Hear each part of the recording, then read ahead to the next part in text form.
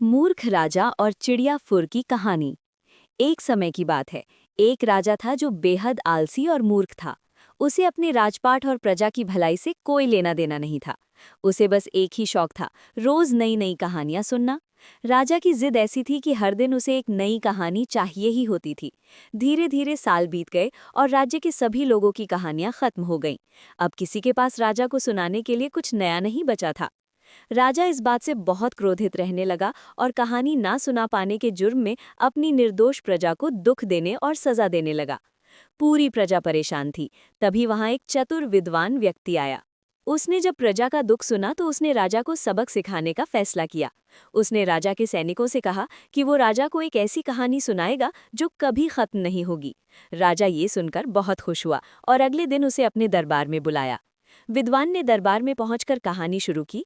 महाराज, एक बहुत बड़ा जंगल था जहां एक विशाल पेड़ पर हजारों चिड़िया रहती थी। एक दिन एक शिकारी वहां आया और उसने उन्हें पकड़ने के लिए जाल बिछाया। राजा बड़े ध्यान से सुन रहा था।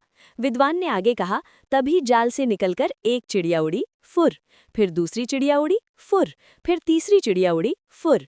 विद्वान काफी देर तक यही बोलता रहा। एक और चिड़िया उड़ी, फुर। राजा ने परेशान होकर पूछा, अरे भाई, ये फुर फुर कब खत्म होगा? आगे की कहानी तो सुनाओ। विद्वान ने बड़ी सादगी से जवाब दिया, महाराज, उस पेड़ पर तो हजारों चिड़ियां थी। जब तक एक एक करके सारी चिड़ियां उड़ नहीं जाती तब तक कहानी आगे कैसे बढ़ सकती है? आप धैर्य रखिए। एक और चिड़िया उड़ी, फुर। कई दिनों तक यही चलता रहा। रोज सुबह विद्वान आता और राजा को चिड़िया फुर सुनाता। अंत में राजा अपनी मूर्खता समझ गया और बुरी तरह थक गया।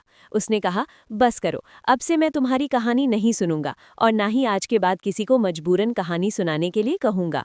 विद्वान मुस्कुराकर चला गया और राजा ने उस दिन से अपना ध्यान प्रजा की सेवा में लगाना शुरू कर दिया।